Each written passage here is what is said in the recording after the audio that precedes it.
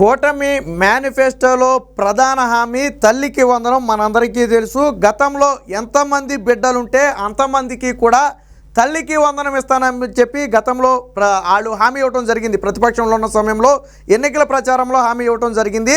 ఆ మాటకు కట్టుబడి ఉన్నారని చెప్పి అందరికీ తెలిసిన విషయమే. అయితే ఇటీవల వచ్చినటువంటి ఒక జీవోని ఆధారంగా చేసుకుని, వాస్తవానికి ఆ జీవో ఎందుకు ఇచ్చారు, ఎవరైతే ఆధార్తో అనుసంధానం చేయించుకోవాల్సి ఉంటుందో బ్యాంక్ అకౌంట్లను, దానికి సంబంధించి ఇచ్చినటువంటి ఒక స్టేట్మెంటు, దాన్ని ఆసరాగా చేసుకుని వైసీపీ ఏం దుష్ప్రచారం చేసింది, తల్లికి వందనం ఒకరికే అందరికీ ఎగనామం ఒకరికే వందనం అని చెప్పి ఆ సాక్షిలో పెద్ద హెడ్డింగ్ పెట్టి మెయిన్ ఎడిషన్లో ఏడ్చాడు కదా. సరే, తెలిసి వేసాడా తెలియకేసాడా కాసేపు పక్కన పెడదాం. నిన్న నారా లోకేష్ గారు అసెంబ్లీ సాక్షిగా ఒక క్లారిటీ ఇచ్చారు. ఏమని? మేమిచ్చినటువంటి హామీకి కట్టుబడి ఉన్నాం, ఎంతమంది బిడ్డలుంటే అంతమందికి తల్లికి వందనం ఇస్తాం, దీనికి సంబంధించి విధి విధానాలు రూపొందించాలని చెప్పి ఆల్రెడీ ఇప్పటికే అధికారులను కూడా ఆదేశించామని చెప్పి చాలా స్పష్టంగా చెప్పారు. మరి నువ్వు మొన్న వేసింది ఎవరు చెప్తా వేసావో మనకైతే తెలీదు. మరి నిన్న మంత్రి హోదాలో నారా లోకేష్ అసెంబ్లీలో చెప్పిన మాటను నీ సాక్షిలో వేయాలా వద్దా? మరి ఎందుకు వేయలా? ఎందుకని వేయలా? మొన్న తల్లికి వందనానికి ఎగనామని రాసావు కదా, మరి అందరికీ తల్లికి వందనం అని చెప్పి ఎందుకు రాయలా? ఈ వైసీపీ అవినీతి పత్రిక చేసే అరాచకాలు ఘోరాలు ఈ స్థాయిలో ఉంటాయి. ఎవరిని మోసం చేద్దామని మొన్న 3 రోజులు 4 రోజులు దీని మీద పెద్ద దుమారం లేపారు. చివరికి నిమ్మల రామానాయుడు గారు గతంలో ప్రతిపక్షంలో ఉన్నప్పుడు నీకు 15,000 నీకు 15,000 నీకు 15,000 అన్న వీడియోని ట్రోల్ చేసి మరీ జగన్మోహన్ రెడ్డి కూడా ట్రోల్ చేసి ఆయన్ని ఎగతాళి చేసే ప్రయత్నం చేశారు. ఇప్పుడు అందరూ కలిపి మీరు ఎర్రి పుష్పాలు అయ్యారు. ఇప్పుడు నిమ్మల రామానాయుడు గారు చెప్పిందే కరెక్టు. నీకు 15,000 నీకు 15,000 నీకు 15,000. ఎర్రి పుష్పమైంది ఎవరో, తెల్లమొహాలు వేసింది ఎవరో? వైసీపీ నాయకులు. అదే ఏదో అంటారు చూడండి, నీకేమన్నా బీపీఎల్ షుగర్ ఏమైనా ఉందా ఏంటో ఆపుకోలేకపోతున్నాం అని చెప్పి ఏదో డైలాగ్ వాడతారు. అలాగే మరి జగన్మోహన్ రెడ్డికి ఏమైనా ఉందేమో, మరి ఆపుకోలేకపోయాడేమో. కానీ మొత్తానికి ఇప్పుడు ఎర్రి పుష్పమయ్యాడు. సరే, ఇప్పుడు కూడా పోని సాక్షిలో అందరికీ తల్లికి వందనం అని లోకేష్ అన్నాడని చెప్పి ఈ రోజుకి సాక్షిలో రాయిలా. మళ్ళీ ఏం రాశారో తెలుసా? తల్లికి వందనం ఇప్పుడప్పుడే కాదంట నారా లోకేష్ చెప్పాడంట. మరి నోటికి అన్నం తినేవాడైతే మరి ఇలాంటి కథనాలు ఏమి రాయడు. మరి సాక్షి భారతీరెడ్డి కానివ్వండి, అందులో పనిచేసేవాళ్ళు కానీ నోటికి అన్నం తింటలేదేమోనని నా డౌటు. నిన్న జగన్మోహన్ రెడ్డి ఢిల్లీ వెళ్తే మొత్తం సాక్షి నిండా వేసుకున్నావు కదా, మరి అసెంబ్లీ సమావేశాల్లో తీసుకున్న నిర్ణయాలు నువ్వు ఎందుకేలా? శ్వేతపత్రం విడుదల చేశారు కదా లిక్కర్ స్కామ్ మీద, నీ 1,00,000 కోట్ల వ్యవహారం బయటపెట్టారు కదా, సిఐడి విచారణకు ఆదేశించారు కదా, ఎందుకైలా? చంద్రబాబుని అరెస్ట్ చేసినప్పుడు పెద్దగా వేసావు కదా, చంద్రబాబు గారిని సిఐడి అరెస్ట్ చేస్తే సిఐడి గురించి పెద్దగా వేసావు కదా, మరి ఈరోజు సిఐడి విచారణకు ఆదేశిస్తే ఎందుకు నీ సాక్షిలో వేయలా? ఎందుకు నీ లిక్కర్ దందా బయట పెడితే నీ సాక్షిలో వేయలా? ఎందుకు అందరికీ తల్లికి వందనం అంటే నీ సాక్షిలో వేయలా?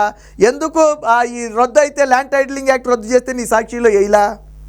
ఎందుకే లేదని నేను అడుగుతున్నా. ఎందుకనంటే ఇవన్నీ ప్రజలకు ఉపయోగపడేవి, అలాగే మీ అవినీతి అక్రమాలను బయటికి తీసేవి. వీటిని మీ సాక్షిలో రాయరు. ఎక్కడైనా చీమ చిట్టుకుమన్నా, వాళ్ళు సొంత మీ పార్టీ కార్యకర్తలు కొట్టుకున్నా, లేదా మీ పార్టీలో ఎవరైనా చనిపోయినా దాన్ని తెలుగుదేశం పార్టీ మీద నెట్టడానికైతే రాస్తారు. కానీ వీటిని మాత్రం ఎక్కడ రాయరు. సో తల్లికి వందనానికి నిన్న లోకేష్ అయితే చాలా స్పష్టంగా చెప్పారు. అయితే దీనికంటే ముందు గతంలో వైసీపీ రాసిన నీచమైన రాతను ఒకసారి చూద్దాం. ఇదిగో ఇది గతంలో సాక్షిలో రాసిన రాతిది.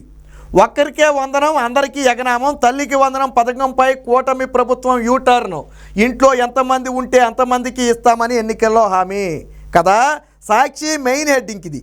సాక్షి మెయిన్ పేపర్లో మెయిన్ హెడ్డింగ్లో మళ్ళీ గతంలో మేనిఫెస్టోలో ఏదైతే చెప్పారో దాన్ని కూడా వేసాడు. తప్పులేదు, వేసావు, తప్పులేదు.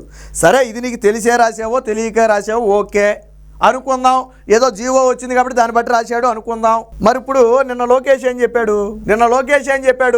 బడికెళ్ళే పిల్లలందరికీ తల్లికి వందనం పథకం అమలుకు విధి విధానాలు రూపొందిస్తున్నామని చెప్పి చాలా స్పష్టంగా చెప్పాడు కదా. మరి ఈ మొక్క నేను ఎందుకు హెడ్డింగ్లో రాయలేదు అంట. వాస్తవానికి సిగ్గు శరం ఉన్నవాడైతే, పత్రికా విలువలు పాటించేవాడైతే గతంలో రాసిన వార్తను సవరిస్తున్నాం, మేము పొరపాటును రాసామని చెప్పాలా. ఎందుకంటే ఆ రోజే నిమ్మల రామానాయుడు దాన్ని ఖండించాడు. తల్లికి వందనం పిల్లలందరికీ మేము ఇస్తామని చెప్పాడు. ఆ రోజు రాయలా. నిన్న నారా లోకేష్ విద్యాశాఖ మంత్రి హోదాలో నారా లోకేష్ చెప్పాడు, దాన్ని రాయలా. రాయకపోగా ఏం రాశాడు చూడండి ఒకసారి. ఇదిగో తల్లికి వందనం ఇప్పుడే కాదంట, ఇందులో ఎక్కడైనా సరే తల్లికి వందనం అందరికీ నారా లోకేష్ ఇస్తున్నాము అని చెప్పాడని ఎక్కడైనా రాశాడా? ఇది కులగజ్జి అవినీతి పత్రికలో వచ్చినటువంటి వార్త. నేను అందుకే అన్నది, భారతీరెడ్డికి ఆ నోటికి అన్నమే తింటుందా లేదా ఇంకేమైనా తింటుందా నోటికి? నారా లోకేష్ ఏం చెప్పాడు? తల్లికి వందనం మేము కట్టుబడి ఉన్నాం, పిల్లలందరికీ ఇస్తామని చెప్పాడు కదా. నువ్వు ఆ మొక్క రాయకపోగా ఇప్పుడే తల్లికి వందనం ఇప్పుడే కాదంట. ఇప్పుడే కాదని ఎక్కడ చెప్పాడు నారా లోకేష్? నాకు అర్థం కాల. నా బయట ఏమైనా ఉంటే ప్లే చేసి చూపించు. నారా లోకేష్ తల్లికి వందనం ఇప్పుడే కాదు అన్న మొక్క ఎక్కడుందో నువ్వు ప్లే చేసి చూపించు అసెంబ్లీలో. ఇలాంటి బ్రతుకు అవసరమా? ఇదా జర్నలిజం విలువలు? ఇంతకంటే దిగజారుడు బతుకు ఎక్కడైనా ఉంటుందా? భారతిరెడ్డి నేను అడుగుతున్నా. ఏం రాశాడో చూడండి. ఎంతమంది పిల్లలు ఉంటే అంతమందికి తల్లికి వందనం వర్తింపజేస్తామంటూ ఓదరగొట్టిన విద్యా మానవ వనరుల అభివృద్ధి శాఖ మంత్రి లోకేష్ ఇప్పుడు నాలిక మడతేశారంట. తల్లులు పిల్లల్ని మోసం చేస్తున్నారంట. పిల్లల డేటా సిద్ధంగా ఉన్న విధి విధానాల రూపకల్పనలో జాప్యం జరుగుతుందని చెబుతూ ఇప్పట్లో పథకం అమలు చేయబోమని శాసన మండలిలో ప్రశ్నోత్తరాల సమయంలో పరోక్షంగా చెప్పాడంట. పరోక్షంగా అంటే ఆయన పిల్లలందరికీ ఇస్తామంటాం, వీడికి ఇప్పుడు ఎవరన్నట్టు అర్థమైందంట.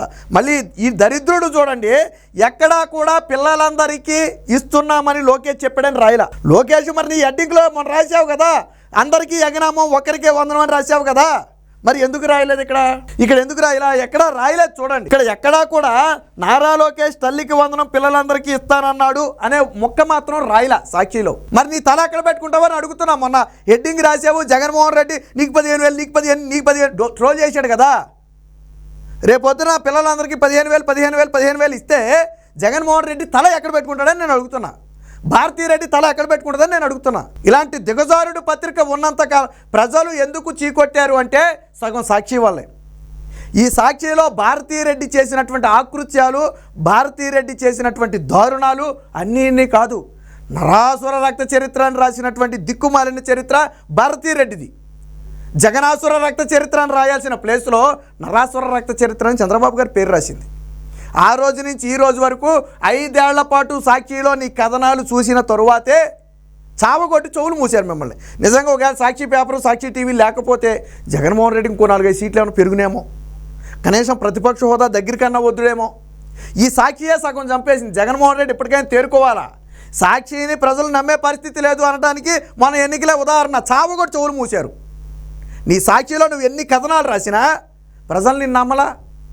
ఇప్పటికైనా బుద్ధి రాకపోతే వచ్చే ఎన్నికల్లో జగన్మోహన్ రెడ్డి గెలవటం కూడా సాధ్యపడదు. పార్టీ నాయకులు కాసే పక్కన పడే జగన్మోహన్ రెడ్డి గెలవటం కూడా సాధ్యపడదు.